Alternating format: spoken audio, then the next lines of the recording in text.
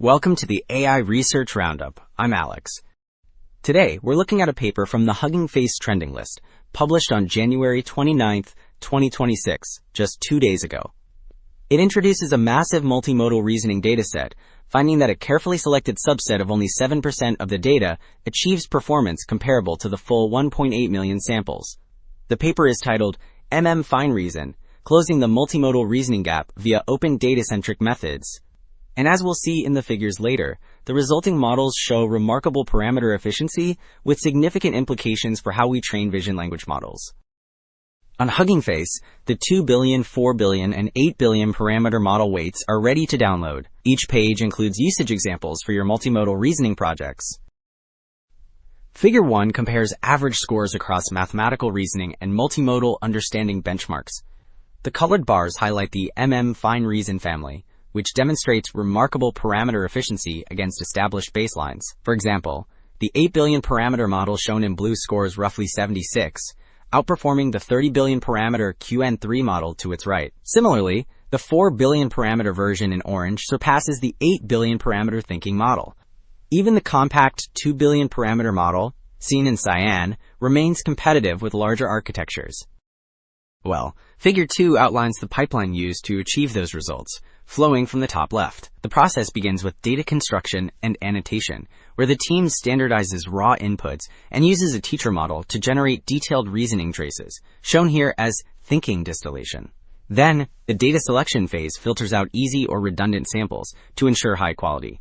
Finally, after mixing various domains like math and science, the model goes through supervised fine-tuning and reinforcement learning.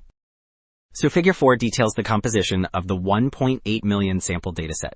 As the list on the far right indicates, mathematics dominates the distribution, accounting for nearly 80% of the total volume. This is followed by the blue science category in the center, which constitutes about 14% and includes datasets like Visual Web Instruct. Smaller orange and green segments cover puzzles and OCR tasks, ensuring the model isn't just a math specialist, but handles broader visual reasoning too. Okay. Having seen the topic distribution, Table 1 now quantifies the depth of the reasoning chains compared to prior datasets. The top section focuses on chain of thought annotations, where MMFineReason, in the first row, achieves a mean length of nearly 3,000 tokens. This is significantly higher than OpenMMReasoner or Honeybee, which average around 700 and 1,000 tokens respectively. Moving to the bottom section, we see a similar trend for image captions. Here the dataset averages about 600 tokens per caption, which is roughly double the density of the Honeybee baseline. Alright, Table 3 brings the results together, comparing the new models against closed source, open weight, and open source baselines. The rightmost section highlights the MMFineReason family, labeled MFR. Look at the 8 billion parameter model in the final column. It achieves an average score of nearly 76%. This outperforms the 30 billion parameter QN3 model in the middle section, which scores roughly 74.5. The advantage is stark on math benchmarks like Dynamath in the fifth row, where the model hits 83.4%, beating even the 32 billion parameter baseline. So, Figure 7 visualizes this efficiency by plotting the average score on the vertical axis against the number of training samples on the horizontal axis. The most striking result is the light yellow bubble on the far left.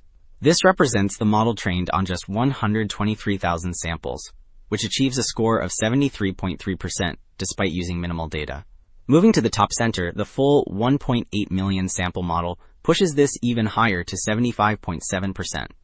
In comparison, baselines like Honeybee in the bottom right use more data but land significantly lower on the performance scale. Wrapping up, this research drives home a critical point. Data quality matters more than sheer volume. By showing that just 7% of the dataset yields competitive results, the authors demonstrate that open source models can close the gap with proprietary systems through smart curation rather than massive scaling. That's it for this episode of the AI Research Roundup. I'm Alex. Thanks for listening.